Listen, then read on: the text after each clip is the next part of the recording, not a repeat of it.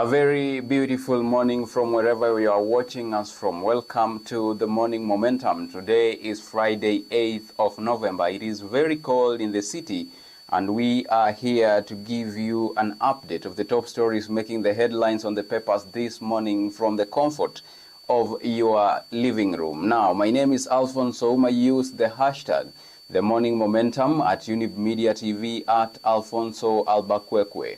Now, let's take a look at the top stories making the headlines on the Daily Nation this morning. The top story, loans, MPs give Ruto blank check. Now, carte blanche, the government is seeking a free hand to continue borrowing beyond the legal debt ceiling of 55% of the gross domestic product as part of new proposals sponsored by National Assembly Majority Leader Kimani Ichung'wah. The National Treasury has proposed extension of coming into force of the debt threshold as a percentage of the GDP to beyond 2028. That story is beefed up for you on page 4 and page 5. This is all about the economy. Public debt currently stands at 11 trillion shillings, which is about 70% of the GDP. Remember, the ceiling cap is 55%. Now, let's take a look at more stories on the front page here. On page 8, education, state promises to promote primary head teachers. Education CS Julius Ogamba says state is considering their request for elevation to principals due to additional responsibilities they have assumed since introduction of junior schools last year. On page 10, abductions, it's not us, says police boss. Now, Inspector General of Police Douglas Kanja says 42 Kenyans died during the anti-tax protests, even as he absolved the service from wrongdoing. On page 3, Kamala Harris concedes but vows to fight on. In a concession speech, the Vice President acknowledges President-elect Donald Trump's win while warning of potential dark times. On page 23 on the Daily Nation this morning, crisis as county workers go months without salaries. Now, county government workers are going through tough times following months of delayed pay owing to the late disbursement of monthly dues to devolved units by the Treasury. And lastly, on the cover page of the Daily Nation this morning, it's all about oversight. MPs allege evidence tampering in 16.5 billion shillings edible oil scam probe. Now, legislators want to know the status of investigations into the controversial scandal, claiming high-level interference into the inquiry. The development follows admission by the Kenya National Trading Corporation that Kenya lost at least 6.5 billion shillings. Now, let's get up close and candid with the Daily Nation on page 2. Why employers must detail reasons for dismissing staff. An employer required to prove validity of the reasons in any claim.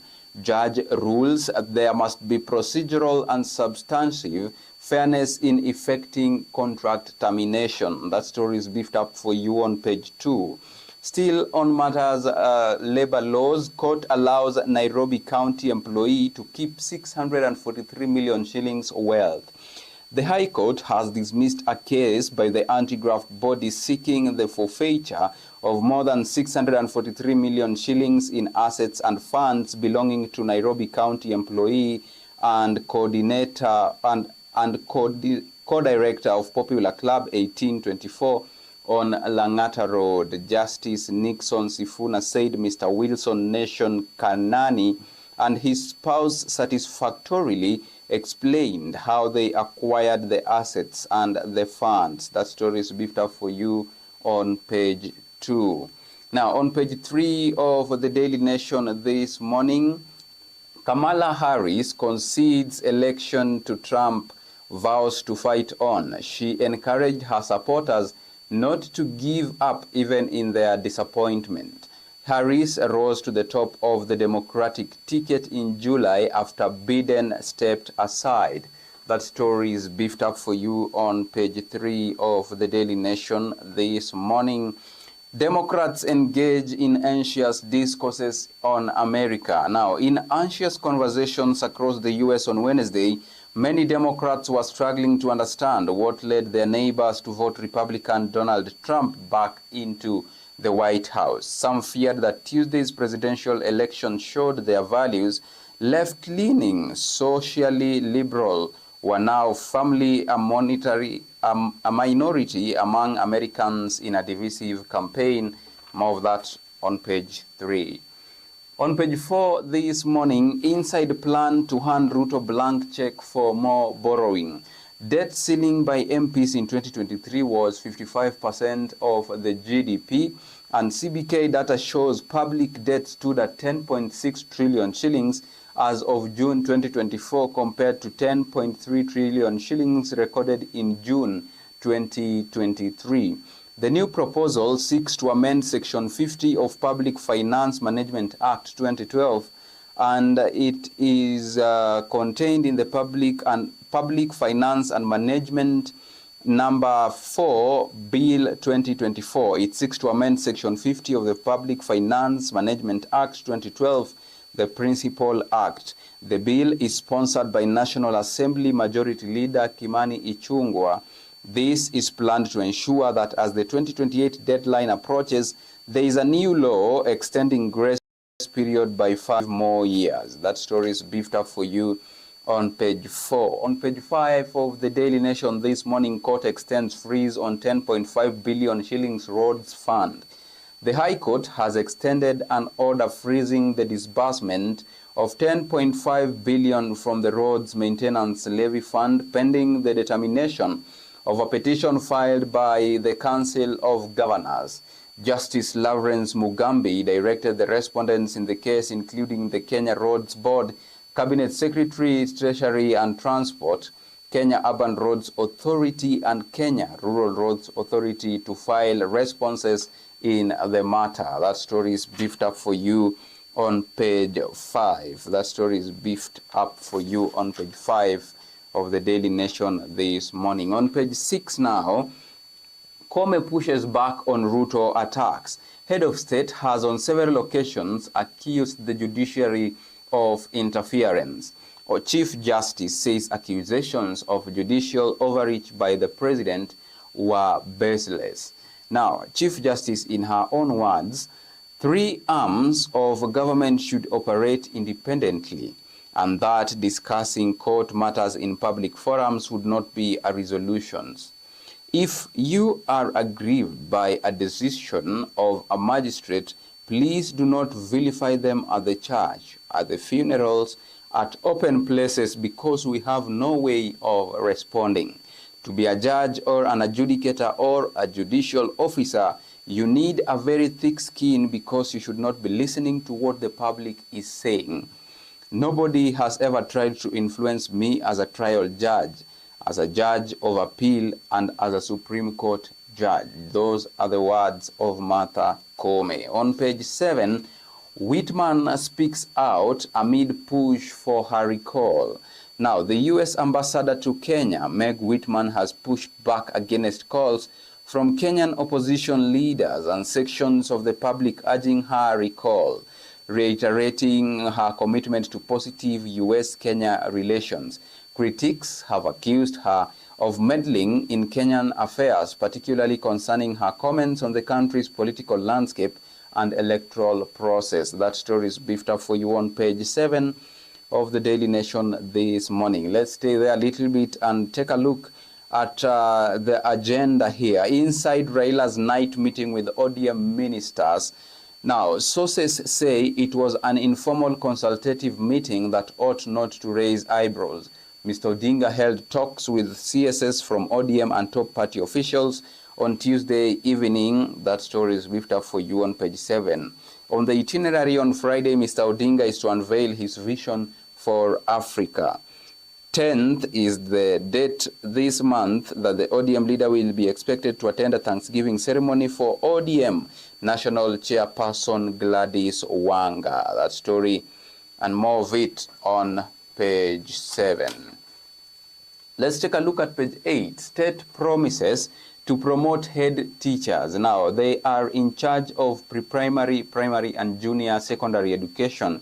CS pledges to review the elevation of primary school head teachers to the level currently occupied by secondary school principals.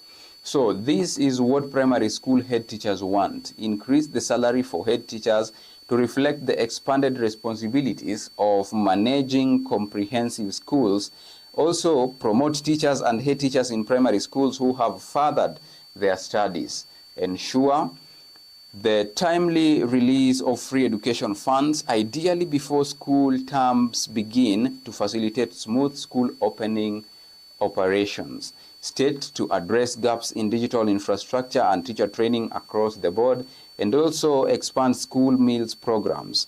Reinstatement of the Teacher of the Year and Principal of the Year awards. So that is what the primary school head teachers are proposing. Let's take a look at page 10.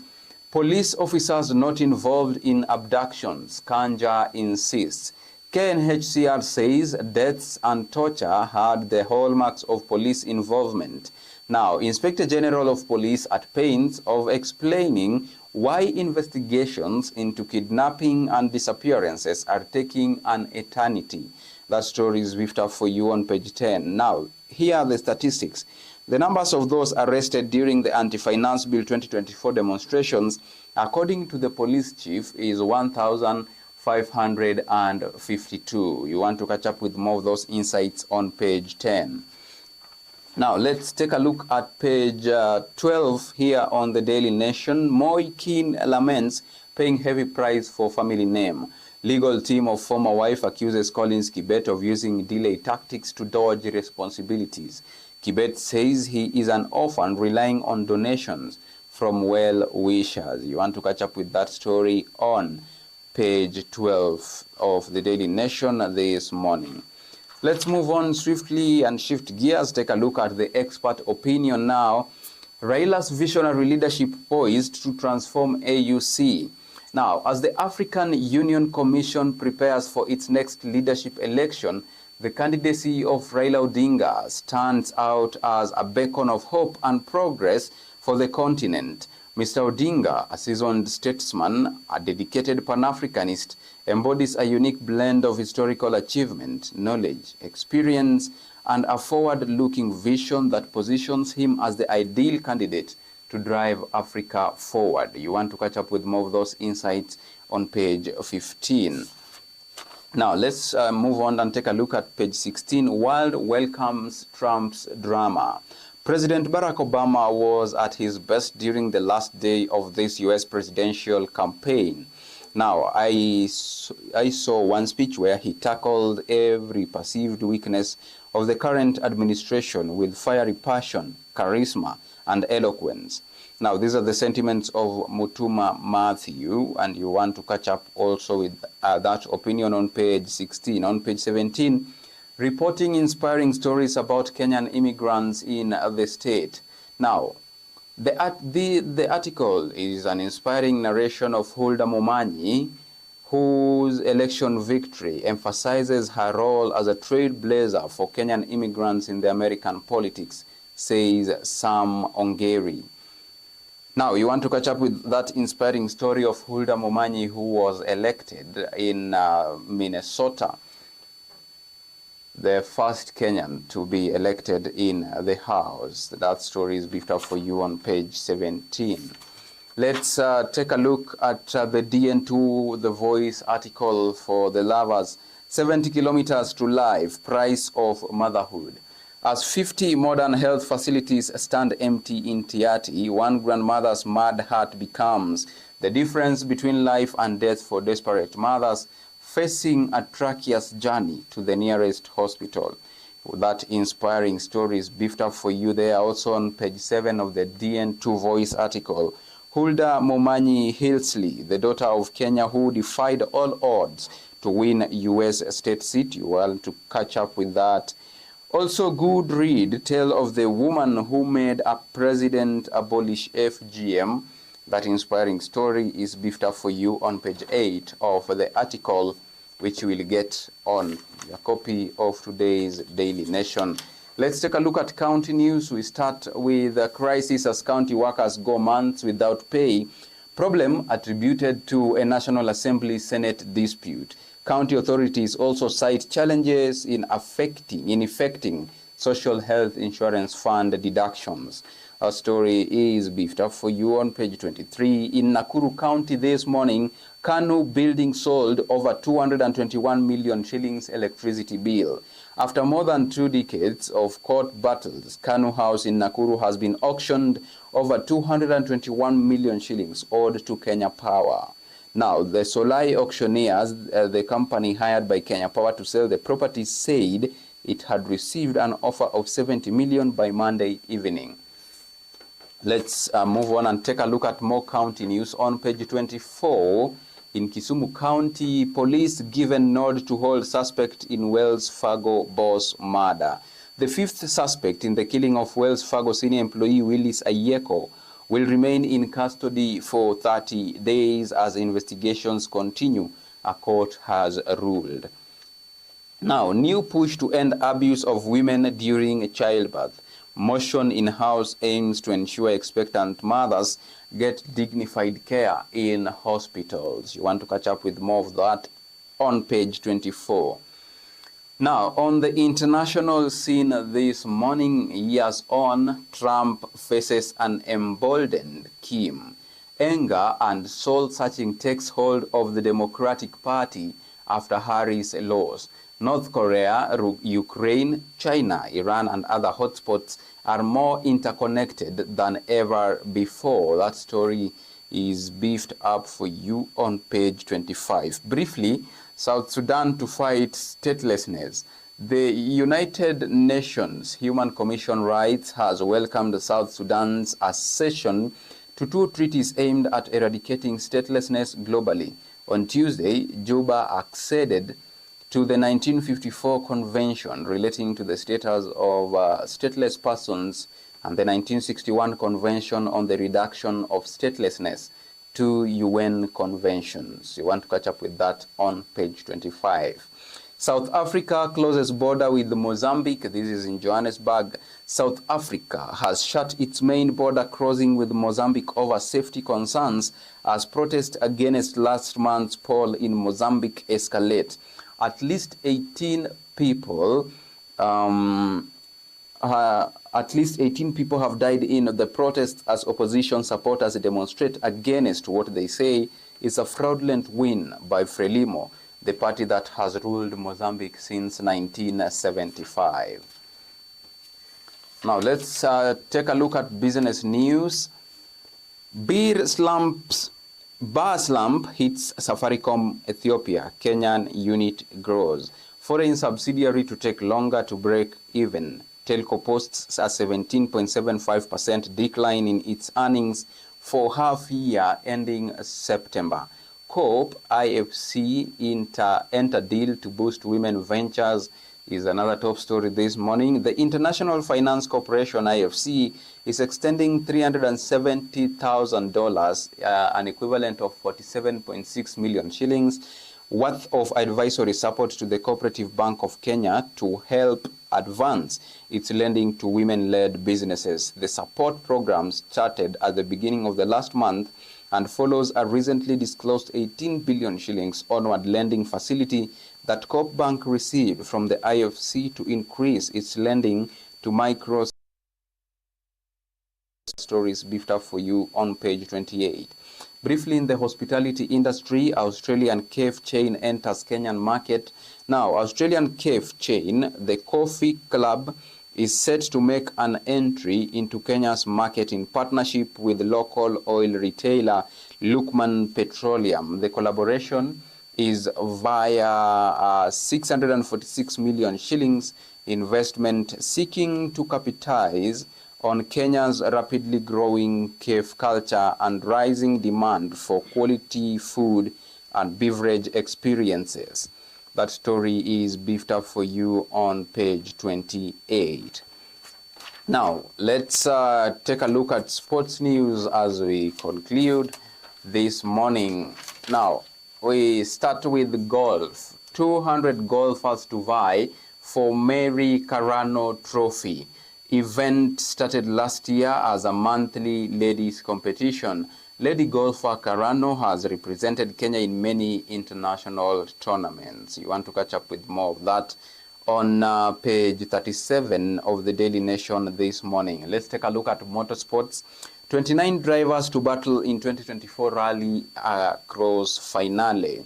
A record 29 drivers will battle it out at Kasarani this weekend in the grand finale of the 8th edition of the Betika RX Feast, bringing together rookies, active champions and legends in this closed circuit, which tests speed, raw nerve and split-second reaction over mixed rough and tarmac racing. That story is beefed up for you on page 37. Now, let's move on and take a look at page 38. This is football now. Player wants 16-month-old match-fixing case resolved. Ex-FKF Chief Officer Otieno says some 39 players, coaches and referees have been provisionally suspended. Former City Stars forward Ezekiel Odera mouths taking his case to the High Court. That story is beefed up for you on page 38. On page 39 this morning, Austin Oduor, my captain, my brother, my life companion.